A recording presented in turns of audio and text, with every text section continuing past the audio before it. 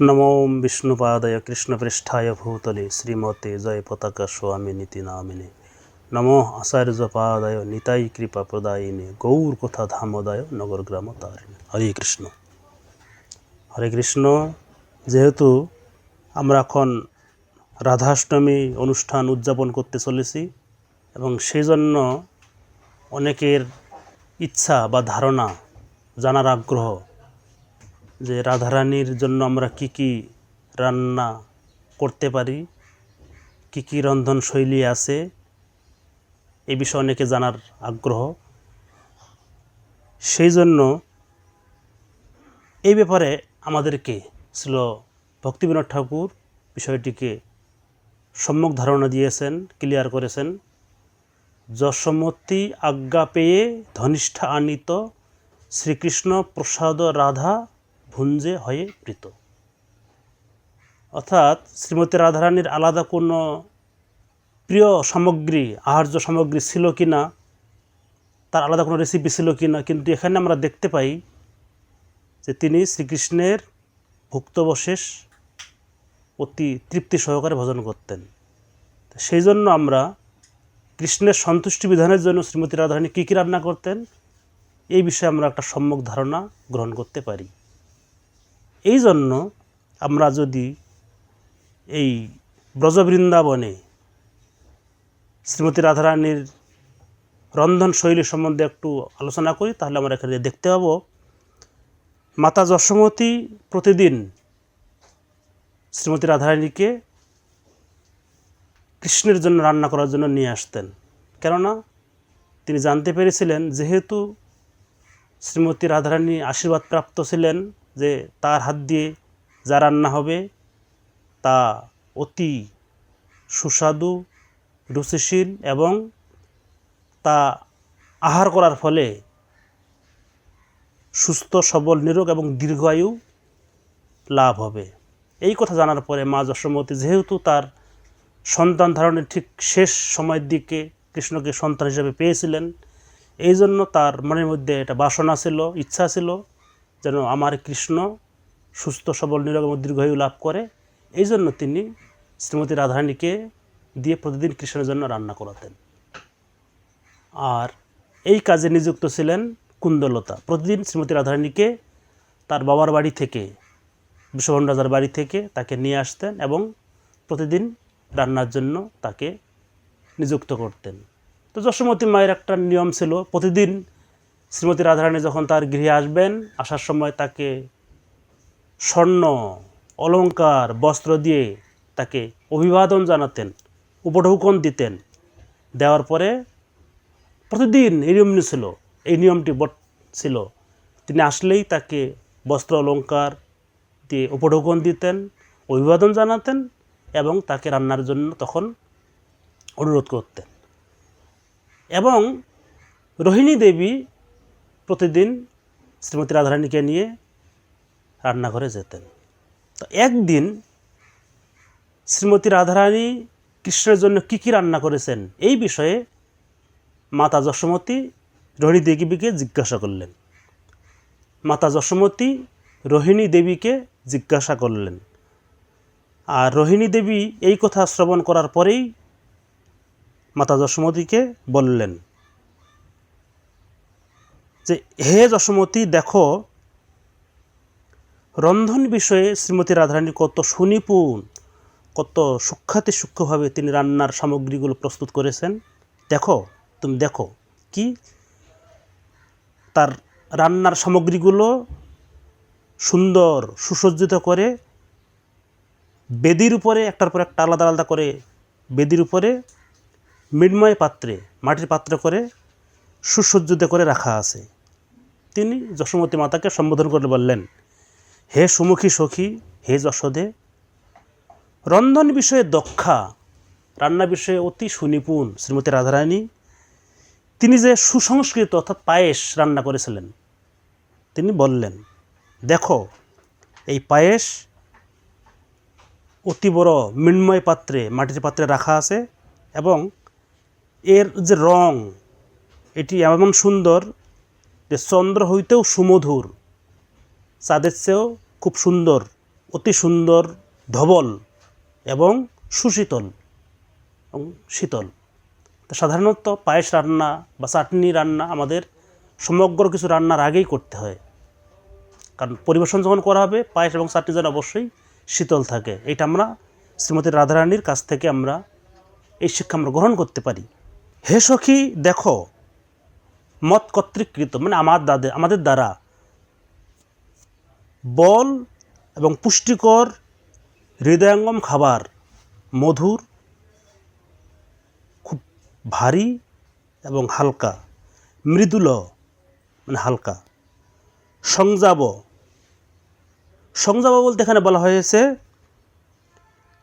সুগন্ধি দ্রব্য সম্বলিত, সুগন্ধি জিনিস দিয়ে তৈরি কি না ঘন দুধের সঙ্গে গোধূম চূর্ণ মানে গমের চূর্ণ মানে আটা, এটাকে এক প্রকার খণ্ড বড়া তৈরি করা হয়েছে।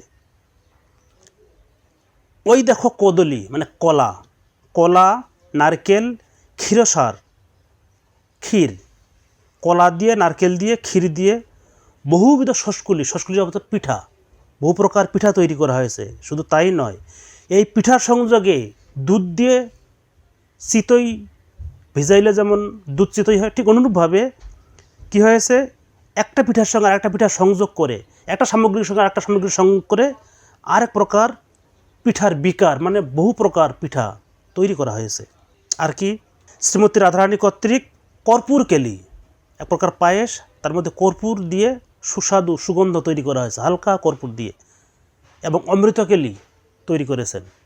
যে অমৃতকেলি আমরা দেখতে পাই ক্ষীরচোরা গোপীনাথে, অমৃতকেলি তিনি খেতেন ক্ষীরচোরা গোপীনাথ, যা মাধবেন্দ্র পুরীপাদকে নিয়ে অনেক লীলা সেখানে সংগঠিত হয়েছিল, সেই অমৃতকেলি।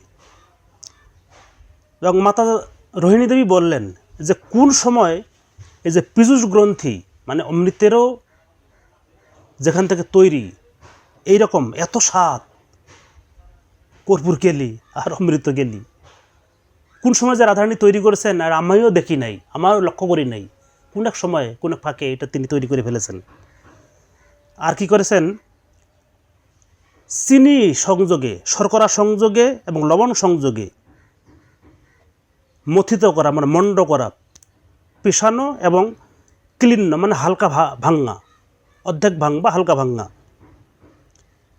একটা হচ্ছে পেস্ট করা আর একটা হচ্ছে হালকা ভাঙ্গা, ওর মধ্যে বেসন এবং চালের গুঁড়া মিশ্রিত করে কি করেছে মুগ ডালের বড়া, একটা হচ্ছে মিষ্টি জাতীয় দ্রব্য মিশ্রিত করা আর একটা হচ্ছে লবণ মিশ্রিত করা, মুগ ডালের লবণ মিশ্রিত বড়া এবং মিষ্টি মিশ্রিত বড়া, আবার মাছ ডালেরও ঠিক অনুরূপভাবে লবণ মিশ্রিত এবং মিষ্টি মিশ্রিত বড়া। এই প্রকারে 4 প্রকার বটক মানে বড়া তৈরি করা হয়েছে। আর কি শ্রীল কৃষ্ণদাস কবিরাজ গোস্বামীর ভাষায় চিনচা মানে তেঁতুল, আমরাতক মানে আমরা, চক্রু মানে আমরুল, আম্র মানে আম, এই 4 প্রকার বস্তু দিয়ে অধিক মিষ্টি, মধ্যম মিষ্টি এবং কম মিষ্টি দিয়ে 4 প্রকার, আর প্রতিটি দ্রব্য অধিক, মাঝারি এবং হালকা মিষ্টি দিয়ে চাটনি তৈরি করা হয়েছে, যাহা 3, 4, 12 প্রকার, যেটা আমরা ভক্তিবিনোদ ঠাকুরের কীর্তনে গাই, ভোগারতিতে গাই, অম্ল 12 প্রকার, এই সেই অম্ল 12 প্রকার। আর গর্ভমোচা বলতে যে মোচা এখনও তার যে কভারগুলো খুলেনি এবং মুকুলাংশ খুলেছে, 2 প্রকার মোচা দিয়েই বড়া করা হয়েছে। তারপরে মানকচু, মানে মানকচু, কন্দ মানে সাকর কন্দ মানে কচু মুখী যেটাকে আমরা বলে থাকি, এবং পানি কচু, এগুলো কী করা হয়েছে, এগুলোর অগ্রভাগ উপরের ভাগটাকে নিয়ে, কারণ নিচের ভাগটা যেহেতু জল কাদা বিভিন্ন প্রকার এর সঙ্গে নিমজ্জিত থাকে, যার জন্য এগুলো আমাদের ব্যবহারের অনুপযোগী, যেন ওটাকে বাদ দিয়ে ইহাদের অগ্রভাগের অংশ উপরের ভাগের অংশকে নিয়ে রান্না করা হয়েছে। আর আলু, কুসুমাণ্ড মানে চাল কুমড়া, ডিন্ডিস অর্থাৎ রোমস ফল বা ঢেঁড়স, এগুলোকে চক্র আকারে খণ্ড করে দ্বিদল পক্ষে মানে ডালের সঙ্গে মিক্সার করে পৃথক পৃথকভাবে ঘিয়ে ভাজা বড়া করা হয়েছে। এবং এই যে বড়াগুলো করা হয়েছে, এগুলোকে করা হয়েছে অতি উষ্ণ উদকে পক্ক, মানে খুব অতিরিক্ত রোদে গরম করে চনকচূর্ণ পিণ্ড, মানে অতিরিক্ত রোদে চূর্ণ করা চালের গুঁড়া দিয়ে এই দ্রব্যগুলোকে মেশানো হয়েছে, এই বেসনে এগুলো দেওয়া হয়েছে, যাতে এই যে বড়াগুলো, এই যে পকোড়াগুলো, এগুলো যেন দীর্ঘক্ষণ যেন মচমচে থাকে। এরপরে জায়ফল মশলা, দারচিনি এবং জয়ত্রী এবং তেজপাতা, এই সমস্ত রসবাস মানে মশলা দিয়ে মিশ্রিত করা হয়েছে বিভিন্ন প্রকার বড়া। এই বড়াগুলোকে আবার কি জায়ফল দিয়ে এক প্রকার করা হয়েছে, দারচিনি দিয়ে এক প্রকার করা হয়েছে, জয়ত্রী দিয়ে এক প্রকার করা হয়েছে, আবার তেজপাতার ফ্লেভার দিয়ে আরেক প্রকারের বড়া তৈরি করা হয়েছে। শুধু তাই নয়, বিভিন্ন প্রকার ফল, মূল, এগুলোকে পৃথক পৃথকভাবে বহু দ্রব্যের মিশ্রণ সংযোগে বড়া বা খাদ্য সামগ্রী তৈরি করা হয়েছে। রোহিণী দেবী যশোমতী দেবীকে বলছেন, সম্বোধন করে বলছেন, যেহেতু এতগুলো বর্ণনা করার পর তার হয়তো শোনার আগ্রহ কমে যেতে পারে, এই জন্য বারবার তাকে সম্বোধন করেছে, হে সখী, হে শুভে, শোনো আমি কী কী বলছি শোনো। শ্রীরাধা কর্তৃক মানে শ্রীমতী রাধারানী কী কী করেছেন? কুষ্মাণ্ড মানে কুমড়া, জস্নিকা মানে ঝিঙ্গা, অলাবু মানে লাউ প্রভৃতি ফলসমূহ পৃথক পৃথকভাবে রাজিকা মানে রাই, সরিষা বাটা দিয়ে ঝিঙ্গা, কুমড়া এবং লাউ আলাদা আলাদাভাবে তৈরি করেছিলেন। এবং শুধু তাই নয়, এইগুলোকে আবার আলাদাভাবে দধি সংযোগে টক দই মিশ্রিত করে রায়তা করেছিলেন, রায়তা প্রস্তুত করা হইয়াছে। এরপর আরেকটি বিষয়, কৃষ্ণের সবচেয়ে আকর্ষণীয় ছিল বকফুল। এখানে বলা হয়েছে শ্রীকৃষ্ণের অভিষিক্ত প্রসূন অর্থাৎ বকফুল। এই বকফুল বেসন, চালের গুঁড়া মিশ্রিত করে কি করা হয়েছে? ঘিয়ে ভাজা হয়েছে। শুধু তাই নয়, কাঞ্চন ফুলের কলি, কাঞ্চন পুষ্পের কলিকা, এটাও ঘিয়ে ভাজা হয়েছে। এরপরে অতি রুচিপ্রদ পটল ভাজা হয়েছে, যেগুলোকে সাধারণত আমরা ডুবো তেলে ভাজি, কিন্তু না, এখানে দেখতে পাই অল্প ঘি বা অল্প তেলেই ঢেকে ভেপে ভাজা করা হয়েছে। এরপরে কচু, কন্দ, আলু, শাকরকন্দ, এটাকে আবার নিতে হবে। কচু মানে সে ডগাটা হোক বা পাতাটা হোক, যেটি হোক, কচু, মানে মান কচু, আলু মানে আলু, শাকরকন্দ মানে কন্দ বা মুখী কচু বা কচু, এইগুলোকে বৃদ্ধ কুষ্মাণ্ড বটিকা মানে কুমড়ার বড়ি দিয়ে, চাল কুমড়ার পুরা মানে পাকা চাল কুমড়া দিয়ে, এটা আবার নেই, কচু মানে পাতা বা ডগা, মান কচু, আলু ও শাকরকন্দ মানে মুখী বা কন্দ, এইগুলোকে বৃদ্ধ কুষ্মাণ্ড বটিকা মানে কুমড়া বড়ি দিয়ে রান্না করা হয়েছে।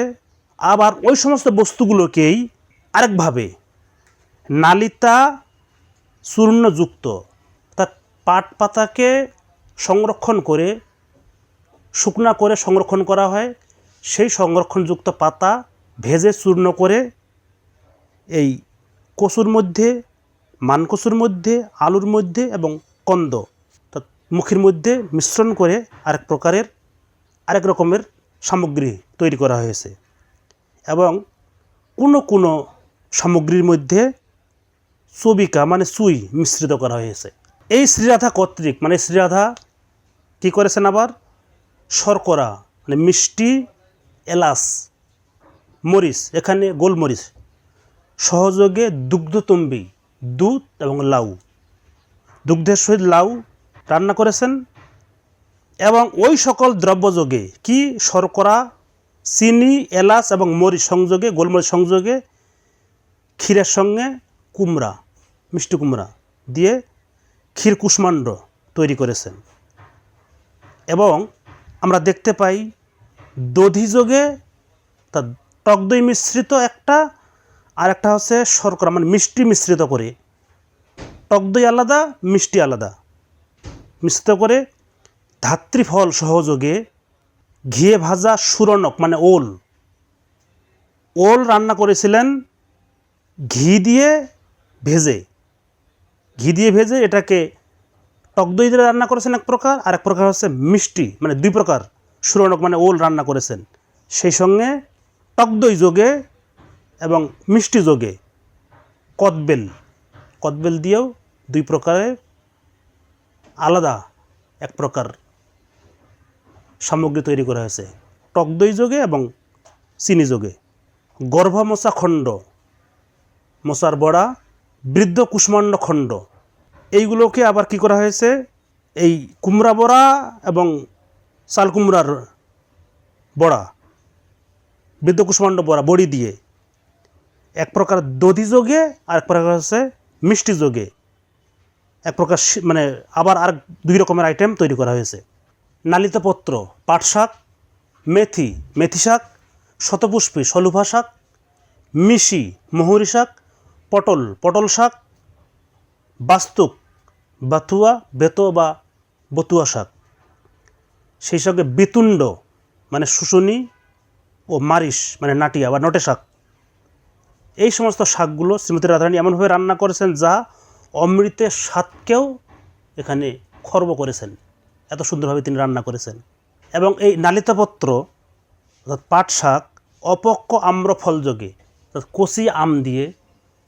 কচি আম মিশ্রণ করে কৃষ্ণবর্ণ পাট শাক, সাদা শাকটাও তো আমরা ব্যবহার করি, এখানে কৃষ্ণবর্ণ লাল মানে পাট শাকটাকেও কচি আম মিশ্রণ করে দিয়ে এক প্রকার টক হয়েছে, যে অপক্ক আম্রফল যোগে কৃষ্ণলালিত পাট শাক সুন্দররূপে রান্না করেছেন। রোহিণী দেবী আবার বলছেন, যশোদে হে সখী হে সুমুখী, দেখো আমি কি করেছি, আমি দেখেছি যে শ্রীমতী রাধারানী মুকুষ্টক মানে বনমুগ্ধ ডাল, তারপরে মুগ ডাল, এরপরে মাছ ডাল দ্বারা এই তিন প্রকার ডাল অমৃতকূপের মতো তিন প্রকার ডাল তৈরি করা হয়েছে। এবং যশোমতীকে উল্লেখ করে রোহিণী দেবী বলছেন, শোনো যে তোমার দাসীগণ বা আমার দাসীগণ মিলে কি করেছে, অতি সুন্দরভাবে গোধূম চূর্ণ অর্থাৎ গমের আটা তৈরি করেছিলেন, আর সেই আটা দিয়ে শ্রীমতী রাধারানী রুটি তৈরি করেছিলেন। সেই রুটিগুলোর আকার পূর্ণচন্দ্র গোলাকার, মানে আমরা তো সাধারণত রুটি রান্না করলে এদিকে কোণ কত কিছু হয়ে যায়, কিন্তু শ্রীমতী রাধারানী যে রান্না করেছেন, রোহিণীদেবী বর্ণনা করছেন যে রুটিটা একবার পূর্ণচন্দ্র গোলাকার, পূর্ণিমার চাঁদ যেমন গোল থাকে ঠিক অনুরূপভাবে তৈরি করা হয়েছে। এবং রোহিণী দেবী বললেন যে আরেকটা কাজ করা হয়েছে, যে চাল জলের মধ্যে ধুয়ে কাপড়ের মধ্যে জল নিংড়ানোর জন্য রাখা হয়েছে, এবং চুলার মধ্যে গরম জল ফোটানো আছে। কৃষ্ণ যখনই আসবে ঠিক তখনই আমরা এই চাল ঢেলে দেব এবং সাথে সাথে অন্ন হয়ে যাবে। যশোমতীকে উদ্দেশ্য করে রোহিণী দেবীর ভাষাটা ছিল এইরকম, প্রক্ষালিত টণ্ডুলসমূহ সূক্ষ্ম বস্ত্রে নিবদ্ধ করিয়া রাখিয়াছি ও বারিপূর্ণ পাত্র চুল্লিতে আরোপিত রহিয়াছে, কৃষ্ণ গোষ্ঠ হইতে আগমন করিলেই সাথে সাথে পাক করিব।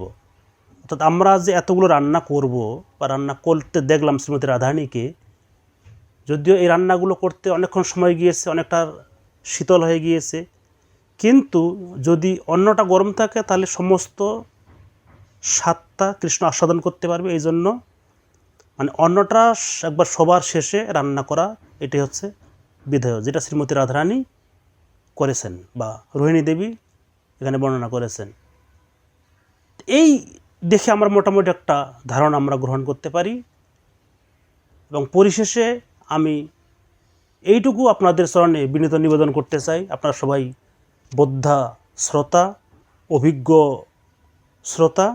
কৃষ্ণদাস কবিরাজ মহাশয়ের যে ভাষা আমারও বোধগম্য নয়, আমিও এই উচ্চ বাংলা ভালো বুঝছি না। তো আপনারা যেহেতু বোদ্ধা শ্রোতা, আপনারা এই বাংলাগুলোকে আপনাদের মতো করে গুছিয়ে নিয়ে বুঝে নেবেন এবং সেই অনুসারে আপনারা রান্না করার চেষ্টা করবেন। কারণ আমি দেখেছি, লক্ষ্য করেছি আপনাদের সবার একটা আগ্রহ, শ্রীমতী রাধারানী কী পছন্দ করতেন, কৃষ্ণের জন্য কী রান্না করতেন। ঠিক সেই প্রয়াসে আপনাদের কাছে এই ভিডিওটা নিয়ে আমি উপস্থিত। আপনাদের আশীর্বাদ থাকলে পরবর্তী শচীমাতা মহাপ্রভুর জন্য কী রান্না করতেন, সীতা ঠাকুরানী মহাপ্রভুর জন্য কী রান্না করতেন, পুরীতে মহাপ্রভু কীভাবে প্রসাদ পেতেন, সেগুলো নিয়ে হয়তো আরেকদিন আমি উপস্থিত হব। আজকের আমি সবার কাছে ক্ষমা প্রার্থনা করছি, হয়তো বাংলা উচ্চারণে ত্রুটি হয়েছে, কারণ আমিও যে বাংলা সম্বন্ধে সম্যক ধারণা রাখি তাও বলতে পারি না। আপনারা বোদ্ধা শ্রোতা, আপনারা আপনাদের মতো করে এই বাংলাগুলোকে হৃদয়ঙ্গম করে আমাকে ক্ষমা সুন্দর দৃষ্টিতে দেখবেন। সবাইকে ধন্যবাদ। হরে কৃষ্ণ।